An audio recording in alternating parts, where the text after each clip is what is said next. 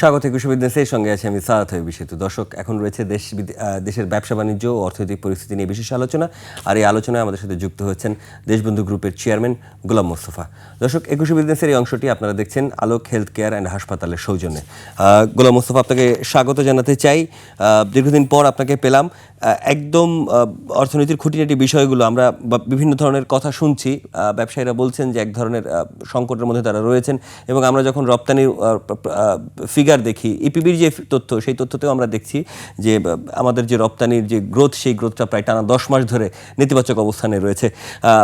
মূলত এই মুহূর্তে আপনি দেশবন্ধু গ্রুপের চেয়ারম্যান হিসেবে এই এতদিন ব্যবসা করার অবস্থা দেখে কি বুঝতে পারছেন? মানে সংকটটা আসলে মূলত কোথায়? আমরা এতদিন শুনেছিলাম অন্তর্বর্তী সরকারের সময় যে একটা রাজনৈতিক সংকট ছিল, এখন নির্বাচিত সরকার, এখন আসলে মূল সংকটটি কোথায়? অসংখ্য ধন্যবাদ আমাকে এই প্রোগ্রামে ডাকার জন্য। দর্শক শ্রোতা সবাইকে ধন্যবাদ। আপনি যে প্রশ্নটা করেছেন একে খুবই পার্টেনিং প্রশ্ন এই সময়ের জন্য। তো এটা আপনি যে কথা বলছেন যে সমাজে এটা আলোচনা হচ্ছে যে এই এনপিএল বেড়ে গেছে, কি জন্য বেড়ে গেল, কি করা যায়, সেটা অবশ্য পত্রপত্রিকা এবং আপনাদের মিডিয়ায় সবটুকু এসছে যে কি কারণে হয়েছে। এর মধ্যে যদি আপনি আমাকে ডিটেলস বলতে বলেন, সেই ক্ষেত্রে প্রথমত বলি যে ইট স্টার্টেড বেসিক্যালি ফ্রম কোভিডের সময়। এই কোভিডের সময় যে জিনিসটা হলো সেটা হলো যে কোভিডের সময় বাংলাদেশে অন্য পৃথিবীর যে কোনো দেশের থেকে বেশি পরিমাণে আমরা তারপরেও কিন্তু এক্সপোর্ট করেছি, বা ভালো পজিশন ছিল, যদিও নেগেটিভ গ্রোথ ছিল, বাট পার্শ্ববর্তী দেশ ভারতের কথাও যদি মনে করেন তাদের থেকেও আমরা ভালো ছিলাম। আমাদের যারা কম্পিটিটর কান্ট্রিগুলি ছিল তাদের থেকে ভালো পজিশনে ছিলাম, কিন্তু আমরা নেগেটিভ গ্রোথ ছিল। এরপরে একবারে আমাদের এক্সপোর্ট প্রায় 35%, 2023 সালে 22-23 যদি দেখেন তাহলে আমাদের প্রায় 35% এক্সপোর্ট গ্রোথ হয়েছে। আমরা প্রায় $52 বিলিয়ন এক্সপোর্ট করেছিলাম তখন। তারপরে ওটা একটু কমে আসলো, আমাদের 48-47 এইভাবেই চলছিল। ইট কেম ডাউন টু 45 ইভেন এতে ইন্টারিম গভর্নমেন্টের সময়। এর মধ্যে ইউক্রেন ওয়ার আরম্ভ হলো। ইউক্রেন ওয়ার আরম্ভ হওয়ার পর পলিটিক্যাল চেঞ্জের পর এই এখন মিডল ইস্ট ক্রাইসিস, এই সব কিছু মিলে একটা মানে হ্যাপাজার্ড পজিশন আমাদের আরম্ভ হয়েছে। বাট মানে আমাদের জন্য এখন সব থেকে সুখের খবর যেটা গণতান্ত্রিক সরকার ক্ষমতায় এসছে ভোটের মাধ্যমে, মানুষের কনফিডেন্স লেভেল হাই হয়েছে, ব্যবসায়ীরা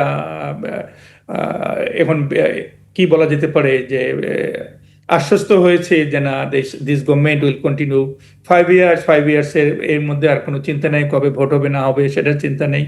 তো মানুষ ব্যবসা করা আরম্ভ করেছে ভালোভাবেই বলে মনে হয়। এবং সরকারের যে বর্তমান প্যাকেজগুলি দিয়েছে, যেমন 60,000 কোটি টাকা দেবে, 20,000 কোটি টাকা বৃহৎ ইন্ডাস্ট্রিতে দেবে, ট্যাক্সের বিষয়ে একটা ডিসিশন নিয়ে এনেছে। এবং সব থেকে বড় জিনিস, এটা যুগান্তকারী একটা পদক্ষেপ নিয়েছে সরকার, যেটা বলেছে যে আরোপিত এবং অনারোপিত সুদ করে কেউ যদি ওয়ান টাইম এক্সিট নিতে চায় সেটা দিতে হবে। আপনার যদি মনে পড়ে যে 1997 সালে যখন এতে ইস্ট এশিয়ান ক্রাইসিস আরম্ভ হয়েছিল, তখন কিন্তু সাউথ কোরিয়া থেকে আরম্ভ করে থাইল্যান্ড পর্যন্ত billions of dollar government invest করেছে। ওয়ার্ল্ড ব্যাংক, IMF সবার কাছ থেকে টাকা নিয়ে এই অর্থনীতিতে ইনভেস্ট করতে হয়েছে। আমাদের ক্ষেত্রে কিন্তু তাই আমরা যে কথা বলেছি যে যেমন 45 ডেজের মধ্যে 35-39% ডলারের এগেনস্টে টাকা ডিভ্যালু হয়ে গেছে। এটার ওয়ান অফ দ্য বিগেস্ট কারণ, অনেক কারণ থাকতে পারে, তার মধ্যে one of the biggest reason is যে আমাদের লং টার্ম এতে লোন করে শর্ট টার্ম এতে রিকভারিতে লাগাইছে, শর্ট টার্ম করে লোন করে লং টার্ম রিটার্নের প্রজেক্টগুলিতে, সেই মেগা প্রজেক্টগুলিতে লাগিয়েছে।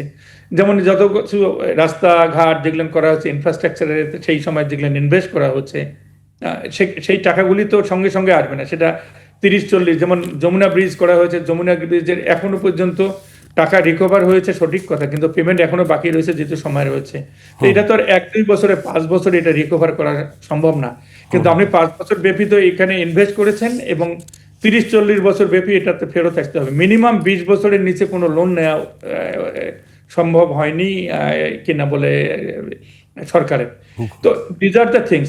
ইলেকট্রিসিটি, গ্যাসের কথা যে কথা বললেন, দাম বেড়ে গেছে, স্যালারি বেড়ে গেছে, মানুষের যে ক্রয় ক্ষমতা সেটা বেড়ে গেছে সত্য, কিন্তু এমপ্লয়মেন্ট জেনারেশন হয়নি। নতুন ইন্ডাস্ট্রি গত কিছুদিন থেকে, গত 2 বছরে বা 1.5 বছরে আসেনি, এখন আবার আরম্ভ হচ্ছে এই 1.5 বছরে। তেমন কোনো আমরা দেখি নাই যে কোনো উপদেষ্টা মহোদয় কোনো ইন্ডাস্ট্রির ফিতা কেটেছে, আমাদের চোখে পড়েনি। জি সেম এক্সপোর্টের ক্ষেত্রে পড়ি, ইউরোপিয়ান যুদ্ধের জন্য, লং টার্ম যুদ্ধের জন্য আমাদের বায়াররা অনেক কিছু অর্ডার কমায় দিয়ে দিচ্ছে, আমাদের যে কম্পিটিটর যারা। জি জি আমি একটু আপনার ব্যাখ্যাটা বুঝতে পেরেছি, কিন্তু আপনি বলছিলেন যে ইনফ্লেশন বেড়েছে, খরচ বেড়েছে, ব্যবসা পরিচালনার ডলারের ডিভ্যালুয়েশন হয়েছে, এই কথাগুলো আপনি বাস্তবতা বলছেন। আবার একই সাথে সাথে এইটাও তো বাস্তবতা, এই সব কিছুর সাথেই বাংলাদেশ এই মুহূর্তে অর্থনৈতিক চ্যানেলে যে পরিমাণ খেলাপি ঋণের পরিমাণ রয়েছে সেটা তো অকল্পনীয়। এবং এই রকম একটা ফিগার নিয়ে যদি চলতে হয়, স্বাভাবিকভাবেই চলতে হবে, কারণ আপনার যদি 100% ঋণের মধ্যে যদি 32% খেলাপি হয়ে যায়, আমি আপনাকে বিনয়ের সাথেই প্রশ্নটা করছি, এই অর্থের বিশাল একটা অংশ পাচার হয়ে গেছে। এবং দেশবন্ধু গ্রুপ অনেক দিন ধরে সুনামের সাথে ব্যবসা করছে, তাদের সুগার মিলেও কিন্তু প্রায় 1000 কোটি টাকার মতো ঋণ খেলাপি, তাদের নামও এসেছে, মানে আপনার প্রতিষ্ঠানের নামও এসেছে। এটা তো বাস্তবতা যে এখান থেকে টাকা লুটপাট হয়েছে। আপনি যে উন্নয়নের প্রকল্পের যে সেটা মানুষ নিতে রাজি, কিন্তু এই যে খেলাপি ঋণ হলো এবং এর দায় তো বড়ভাবে সরকারি আমলা, ব্যাংকগুলো এবং ব্যবসায়ীদের ঘাড়েই পড়বে। নিজে ব্যবসায়ী হিসেবে কিভাবে দেখছেন এই পুরো বিষয়টিকে? খুব ভালো কথা বলেছেন যে কেন এইরকম হলো। একটা এক্সাম্পল দিচ্ছি, যে আমাদের সুগার মিলের কথা যেতে বলি, ইটস এসেনশিয়াল কমোডিটি। বাংলাদেশে আমরাই প্রথম প্রাইভেট সেক্টরে সুগার মিল। আমাদেরটা সুগার মিল, আমরা সুগার রিফাইনারি না। আমাদের সুগার মিলে এ পর্যন্ত আমরা রাফলি 12,000 কোটি টাকা নিয়েছি। 12,000 কোটি টাকা বা 11,700 কোটি টাকা দিয়েছে, 12,000 কোটি সামথিং। তার মধ্যে হয়তো বা দেখা গেল যে 800 বা 900 কোটি টাকা প্রিন্সিপাল অ্যামাউন্ট থাকে। আমাদের একটা ফ্যাক্টরির দাম 3,000 কোটি টাকা। আমাদের এলসি বন্ধ করে দেওয়া হয়েছে, আমাদের কোনো কিছু কিন্তু ব্যবসা করতে দেওয়া হয়নি। নাম্বার দ্বিতীয়ত যে আমাদের recovery is much cheaper than that. আমাদের থেকে যদি কেউ ভালো, তাহলে প্রমাণ করা দরকার যে টাকাটা কোথায় চলে গেছে। টাকাটা চলে গেছে কোথায়? আমরা তো 3,000 কোটি টাকা ব্যাংকের সরকারকে এতে ট্যাক্স ভ্যাট দিয়েছি। আমরা হাজার হাজার লোকের কর্মসংস্থান করেছি।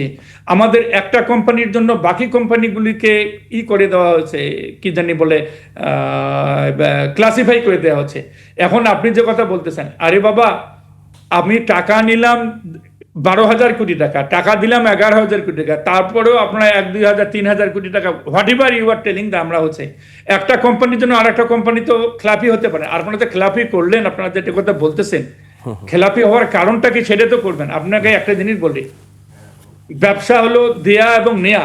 আপনি দিবেন, নিবেন না, নিবেন, দেবেন না, দুইটার একটাও সঠিক না। আর এর এগেইনস্টে অনেকগুলো জিনিস আছে। সেটা number 1, we have asset. Number 2, it is a continuous process. এটা যে এসেনশিয়াল কমোডিটি অ্যাক্ট। আমরা যখন 2012 সালের আগ পর্যন্ত এক্সপোর্ট আমরা বেশি করেছি, আমরা যখন এক্সপোর্ট করেছি তখন বাংলাদেশে কেউ এক্সপোর্ট করেনি, আমরাই একমাত্র কোম্পানি যারা এক্সপোর্ট করেছে। আমরা লোকাল মার্কেটে খুব কম করতাম। আমরা যখন এক্সপোর্ট বন্ধ করে দিয়ে দিল সরকার, তখন আমরা বলেছি আমাদেরকে ওপেন করে দেওয়া হোক, কারণ export business, because we have a like garments, we have a duty free access. আমরা ইউরোপিয়ান ইউনিয়নে ডিউটি ফ্রি এক্সেস হিসাবে এক্সপোর্ট করতে পারি। আমরা বলছি আমাদের লোকাল, যেহেতু আমরা sugar mill, we do not want to sell in the local market, যখন পারবো আমরা করব। দ্বিতীয়ত আরেকটা জিনিস, আমাদের লোক সংখ্যা, যেহেতু এটা সুগার মিল, আমাদের পুরনো সুগার ফিলের স্টাফদেরকে দিয়ে পোষানো হয়। আমাদের এখানে যারা সুগার কর্পোরেশনের চেয়ারম্যান ছিলেন, তারা এক্স চেয়ারম্যান 2 জন কাজ করেন। আমার যে আরডি আছে, উনি সুগার মিলের ডাইরেক্টর ছিলেন। আমার ওখানকার যে স্টাফ, অধিকাংশগুলি প্রাক্তন সুগার মিলের বিএসএফআইসির স্টাফরা, তারা তো চালাচ্ছে। এখন আমরা ব্যাংকের কাছে টাকা দিচ্ছি, সেটা হলো কি, এই যে আমাদের দেশে যে জিনিসটা কথা বলা হচ্ছে আজ পর্যন্ত, আমরা সারা পৃথিবীতে এটাই স্বাভাবিক। ব্যবসা করতে গেলে উই হ্যাভ 17 ইন্ডাস্ট্রি, 25,000 লোক কাজ করে। How you can identify someone, একটা কোম্পানির জন্য আর একটা কোম্পানি সাফার করবে কি জন্য? আমি একটু আপনার কাছে পরিষ্কার হতে জন্য বলছি, আপনি বলছিলেন যে সরকারের থেকে আপনাদের একটা প্রতিষ্ঠানের ইসের জন্য সবগুলো বন্ধ করেছে। কোন সরকার? অন্তর্বর্তী সরকার? অন্তর্বর্তী সরকার। জি, আচ্ছা, অন্তর্বর্তী সরকার বন্ধ করে নেয়। আবারও ক্লারিফাই করতে চাই, সিস্টেমে যে বাংলাদেশ ব্যাংকের জিনিস হলো, যে নিয়ম হলো বাংলাদেশে, যে কোনো যদি আপনার 10টা প্রতিষ্ঠান থাকে, একটা প্রতিষ্ঠান যদি ক্লাসিফাইড হয়, বাকি 9টা ভালো হলেও গিয়ে ক্লাসিফাইড হয়ে যাবে। আমরা বাংলাদেশে we are one of the best readymade garments producer. আমরা অলমোস্ট $300 মিলিয়ন এক্সপোর্ট করতে পারি। গত বছর আমরা $70-80 মিলিয়ন এক্সপোর্ট করতে পেরেছি, বিকজ আমাদের এলসি ফ্যাসিলিটিস নেই। আমরা 100% মার্জিনে এলসি দিয়ে বলতেছি যে 100% ব্যবস্থা করে দিয়ে দেন, আমাদেরকে সেটা দেওয়া হয়নি। আমরা বলেছি যে আমাদেরকে ওটারে কি বলে, যে সেলার্স ক্রেডিটে ওপেন অ্যাকাউন্টে র মেটেরিয়ালস নিয়ে এসে আমাদেরকে চালাতে দেন, আমাদেরকে চালাতে দেওয়া হয় না। আমাদেরকে ব্যাংকগুলি অনুমতি দেয়নি। সব ব্যাংক এইরকম করছে, এই কথা বলা যাবে না। বাংলাদেশ ব্যাংক তারপরে আমাদেরকে শুনানি নিয়েছে, ওই ব্যাংকগুলিকে ডেকেছে, তারপরে তারা বলছে যে ব্যাংকগুলি অন্যায় করেছে। এখন সরকার শুনেন, 1% দিয়ে 2% দিয়ে ক্লাসিফিকেশন থেকে আউট হওয়ার জন্য বাংলাদেশে 300 গ্রুপকে দিয়েছে, আমাদেরকে। এখন আপনি যে কথা বলতেছেন, নতুন সরকার আসার পর, এই সরকার আসার পর সবকিছু আল্লাহর রহমতে তারা রিয়েলাইজ করতে পারছে যে না, এটা সাদাকে সাদা বলা উচিত, কালোকে কালো বলা উচিত। অসংখ্য ধন্যবাদ। আমি আপনার কাছে আরো প্রশ্ন নিব, বিরতিতে যেতে হবে, কিন্তু আপনাকে ধন্যবাদ। আপনি একটা জিনিস সামলে আনলেন, যেভাবে মানে আইনের মারপ্যাচে যেভাবে আপনারা এক ধরনের বিপদের মধ্যে ছিলেন, এক ধরনের বৈষম্যের মধ্যে ছিলেন, আমি বুঝতে পেরেছি। আমরা আপনার কাছে আরো প্রশ্ন নিয়ে আসবো, এই সময়ের প্রশ্ন নিয়ে, তবে একটা বিরতির সময় হয়েছে। দর্শক, এ পর্যায়ে নিচ্ছে একটা ছোট্ট বিরতি, ফিরবে একটু পরেই, ততক্ষণ নিশ্চয়ই সঙ্গে থাকবেন। আবার স্বাগত একুশে বিজনেসের সঙ্গে আছেন সাদ হাবিব সেতু। দর্শক, বিরতির আগে দেশের ব্যবসা বাণিজ্য ও অর্থনৈতিক পরিস্থিতি নিয়ে কথা বলছিলাম দেশবন্ধু গ্রুপের চেয়ারম্যান গোলাম মোস্তফার সঙ্গে। প্রিয় দর্শক, একুশে বিজনেসের এই অংশটি আপনারা দেখছেন আলোক হেলথ কেয়ার অ্যান্ড হাসপাতালের সৌজন্যে। দেশবন্ধু গ্রুপের চেয়ারম্যান গোলাম মোস্তফাকে আবারও স্বাগত জানাচ্ছি। খুব দারুণভাবে তিনি কথা বলছিলেন বিরতির আগে উনি যেখানে শেষ করেছিলেন, সেখানে তিনি বলেছিলেন যে নতুন সরকার আসার পরে এক ধরনের মুক্তি তারা পেয়েছেন, ব্যবসা বাণিজ্যে কিছুটা অবস্থান তারা ফিরতে পেয়েছেন। নতুন গভর্নর, তিনি একজন ব্যবসায়ী, মানে তার সাবেক পরিচয় একজন, তিনি ব্যবসায়ী। আমাদের অর্থমন্ত্রী, তিনি চিটাগং স্টক এক্সচেঞ্জের সাথে রয়েছেন। বাংলাদেশে চট্টগ্রাম কেন্দ্রিক যে ব্যবসা, সেই ব্যবসায় তার পরিবার এবং তিনি খুব বড় নাম। এবং সরকার বারবারই বলছে যে ব্যবসায়ীদের জন্য তারা একটা স্পেস দিতে চায়। গতকালও অর্থমন্ত্রী সংসদে বলেছেন যে আগে করের চাপটা তিনি বাড়াতে চান না। নতুন যে 60,000 কোটি টাকার স্টিমুলেটেড প্যাকেজ কেন্দ্রীয় ব্যাংক দিল, দেশবন্ধু গ্রুপ কি সেই স্টিমুলেটেড প্যাকেজের মানে অংশ নিতে পেরেছে, বা সেখান থেকে কি কোনো সহযোগিতা অর্জন করতে পেরেছে? বা দেশবন্ধু গ্রুপ এই যে তার যে মাঝখানে 2টা বছর ক্রাইসিস গেল, সেইখান থেকে সে বের হয়ে আবার তার ফুল গতিতে যেতে কি সময় লাগবে? আমি ধন্যবাদ। আপনি প্রথমত আমি আপনাকে বলি, এখনো পর্যন্ত পলিসি যেটা আছে, গাইডলাইন যেটা ডিটেলস, সেটা আমরা পাইনি। আমরা ব্যাংকের মাধ্যমে অ্যাপ্লাই করতে হবে, তারপরে যেটা বাংলাদেশ ব্যাংকে সম্ভবত যাবে। তো সেটার জন্য আমরা অপেক্ষা করছি, বাট আমরা অলরেডি ব্যাংকের সঙ্গে যোগাযোগ করেছি, আমরা অ্যাপ্লিকেশন দিয়েছি এই কাজগুলি করার জন্য। বেসিক্যালি আমি আপনাকে আবারও বলি, আমাদের শুধু যেহেতু এটা ন্যাশনাল টেলিভিশন, সবার ইনক্লুডিং আমার পক্ষে যদি বলতে চাই, সে জিনিসটা হচ্ছে যে বাংলাদেশের বহুমাত্রিক সমস্যা, বাংলাদেশের একটা সমস্যা নিয়েই যদি সমাধান করা হয় তাহলে অসুবিধা। আমি বলি আমাদের beverage one of the best quality, আমরা পৃথিবীর 40টা দেশে এক্সপোর্ট করি, বাট দিনে যদি ভাই 6 বার ইলেকট্রিসিটি যায়, আমরা হিসেব করে দেখেছি গত 10 বছরে আমরা প্রায় 2,500 কোটি টাকা প্রোডাকশন লস করেছি, এবং সেটা আমরা আরইবিকে চেয়ারম্যানের সাহেবের সঙ্গে আলাপ করে চিঠি দিয়ে জানাই দিয়েছি যে এইভাবে তো আমাদের ব্যবসা চলতে পারে না যদি ইলেকট্রিসিটি, আমাদের অধিকাংশ ফ্যাক্টরিগুলি আরইবির আন্ডারে। দ্বিতীয়ত আপনি যে কথা বলছেন বাংলাদেশ ব্যাংকের লোন, और বাংলাদেশের যে এনপিএল এর 5 লক্ষ কত কোটি টাকা, 32%। ভাই প্রথমত আগে চেক করা দরকার যে বাংলাদেশে কত পার্সেন্ট ব্যাংক ইন্টারেস্ট নিয়েছে ব্যাংকের মালিকরা। বাংলাদেশে আরো চেক করা দরকার এই ব্যাংকেররা ডিভিডেন্ড কত পার্সেন্ট নিয়েছে ইনভেস্ট করার পর, ওদের নিজস্ব যে ইন্ডাস্ট্রিগুলি আছে সেখানে কত টাকার ব্যবসা করে তারা ব্যবসা ফ্যাক্টরি চালু রাখতে পেরেছে না ব্যবসা বন্ধ করে দিয়েছে। বাংলাদেশের অধিকাংশ ব্যাংকের মালিক তো ব্যবসায়ীরা, অনেক ইন্ডাস্ট্রিয়ালিস্টরা, চেক করে দেখুক না তাদের ব্যাংকের তাদের ইন্ডাস্ট্রিগুলি কেমন চলছে। আমি একটা জিনিস আপনার মাধ্যমে বলতে চাই জাতিকে এবং আপনাদেরকেও, সেই জিনিসটা হয়েছে যে বাংলাদেশে সেন্ট্রাল ব্যাংকের যে রুলস অ্যান্ড রেগুলেশন আছে এই জিনিসগুলি সংস্কার করা উচিত। আপনি একটা জিনিস দেখেন, একটা বাবার যদি 5টা ছেলে আছে, 5টা ছেলে একই রকম নাও হতে পারে। আমরা ইন্ডাস্ট্রি চালিয়েছি, আমাদের বাবারা 22 পরিবারের সন্তান না, আমরা এই জায়গায় ব্যবসা করতে এসেছি, ভুল ত্রুটি হতে পারে, বাট এই বিদেশে টাকা পাচার করছে, এই কত দিয়ে আর কতদিন চলবে? জহুরুল ইসলাম সবকে বিদেশে টাকা পাচার করছে। এ বাংলাদেশের আজ পর্যন্ত যত ইন্ডাস্ট্রি এসেছে তাহলে সবাই টাকা পাচার করছে, এই কথা কি বলতে চাচ্ছে সমাজ? ইট ইজ না। এটা কোনো ধারণা থেকে আমি কিছুদিন আগে মানে কি 3 উইকস আগে, আমি এর আগেও বলেছিলাম, এখনো বলতেছি, আমি ওনার সঙ্গে দেখা করেছিলাম স্ট্যান্ডিং কমিটির চেয়ারম্যান মহোদয়ের কাছে। আমি বলেছি আপনারা পাবলিক হিয়ারিং করেন, আপনারা একটা কমিটি করে দেন, কমিশন গঠন করেন, ব্যাংকগুলির কথা শোনেন, ইন্ডাস্ট্রিয়ালিস্টদের কথা শোনেন, এবং যারা ডিপোজিটর তাদের কথাও শোনেন। ব্যাংকের মালিকরা কত টাকা ইনভেস্ট করে কত টাকা নিয়ে গেছে, যদি 9-6 করে থাকে, যে করবে তার শাস্তি হওয়া উচিত। কিন্তু সেন্ট্রাল ব্যাংকের গভর্নর টেলিভিশনে যা বলবে এই ব্যাংকে টাকা রাখিয়েন না, এই ব্যাংক লাটে উঠে যাবে। আরে ভাই, আপনাকে একটা এক্সাম্পল দিচ্ছি। আপনাকে ট্রেনে উঠে যদি কেউ বলে, ক্যাপ্টেন যদি বলে আপনারা সিঙ্গাপুরে যাবেন, আপনাদের স্বাগতম, বাট এই প্লেন 50% চান্স আছে সিঙ্গাপুরে পৌঁছার, 50% না। অ্যাক্সিডেন্ট, কেউ কি প্লেনে সিঙ্গাপুর যাবে? সবাই প্লেনের থেকে নেমে যাবে।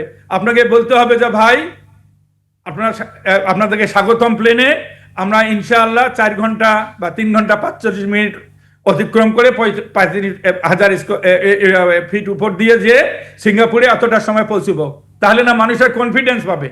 সেন্ট্রাল ব্যাংকের গভর্নর নিজেই যদি বলে যে ব্যাংকগুলি এগুলো লাটে উঠে যাবে, nobody will keep money in the bank. Second thing, সব থেকে বড় জিনিস যেটা, বাংলাদেশের সব থেকে বড় সম্পদ বাংলাদেশের জনগণ, বাংলাদেশের এই লোক সংখ্যা, ইয়াং জনগণ, এই ইয়াং লোকজনের, এটার অন্য কোনো কিছু লাভ নাই। আরে ভাই, তাহলে ব্যাংকের আর লাভের মধ্যে পার্থক্যটা কি হলো? জি জি, আমি ধরতে পেরেছি। আপনি একটু পরিষ্কার করার জন্য, আপনি তো মনে হয় নিশ্চয়ই সাবেক গভর্নর ডক্টর আহসানিস মনসুরের কথা বলছেন, যে ব্যাংকের টাকা জমা রাখার ব্যাপারটায়। আমি বলবো কেন, দেশের লোকে তো বলে, আমি তো বলতেছি না। ওকে, আমি বুঝতে পেরেছি। আমি আপনার কাছে একদম শেষ দিকে রয়েছি।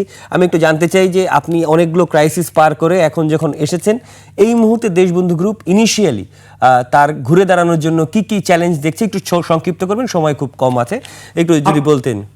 আমরা আল্লাহর রহমতে, আপনাদের দোয়ায় অলমোস্ট অল প্রোডাকশন ফ্যাক্টরি আমরা প্রোডাকশনে নিয়ে এসেছি, দুটো ছাড়া, সেটাও আমরা ব্যবস্থা করছি।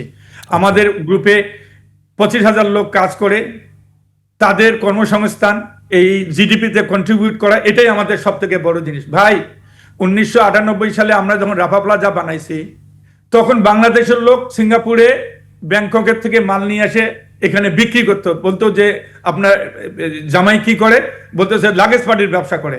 বাংলাদেশে আমরা করার পর বাংলাদেশে এতগুলি শপিং মল হয়েছে, বাংলাদেশের লোক এখন 90% লোক বাংলাদেশে শপিং করে। সেম থিং, আমরা যখন সুগার মিলের ব্যবসা করা আরম্ভ করি, বাংলাদেশে 4 লক্ষ টন লাগতো, এখন 26 লক্ষ টন লাগে। আমরা আমাদের এলাকায়, গ্রামের জায়গায় আমরা রাইস মিল করেছি, নাগেশ্বরীতে হাসপাতাল করেছি বাবাবান নামে, আমরা ডেনিম ফ্যাক্টরি করেছি, এতে ওটারে কি বলে, নীলফামারী সৈয়দপুরে, আমরা আমাদের ফ্যাক্টরি, সিমেন্ট ফ্যাক্টরি, এতে গ্রাম অঞ্চলে বাগাবাড়িতে, আমাদের অয়েল রিফাইনারি মংলায়, সারা বাংলাদেশ ব্যাপী আমরা ডিসেন্ট্রালাইজ করেছি আমাদের ইন্ডাস্ট্রি। আপনি দোয়া করেন, সরকার ইনশাআল্লাহ যেভাবে আমাদেরকে সাপোর্ট দিতেছে, বাংলাদেশ অচিরেই $1 ট্রিলিয়ন ইকোনমি হবে, এক্সপোর্ট হবে $110 বিলিয়ন। বাঙালির জাত, অসম সাহসের জাত। আমাদের সামটাইমস সুবিধা অসুবিধা হয়, যে কোনো জাতি এইভাবে যায়, বাট বাংলাদেশের জনগণ আবার ঘুরে দাঁড়াবে। জি, আপনি এতটুকু বিশ্বাস রাখেন যে আমরা শুধু না, বাংলাদেশের ইন্ডাস্ট্রিয়ালিস্টরা সবাই, একজন তো থাকতেই পারে একটা সমাজে, সব ভালো লোক থাকলে তো কোনো পুলিশ দরকার ছিল না, তাহলে পুলিশের দরকারটা কি ছিল ভাই, যদি সব লোকে ভালো থাকতো। জি জি জি, ধন্যবাদ। আমাকে শেষ করতে চাই গোলাম মোস্তফা, আমি খুবই দুঃখিত।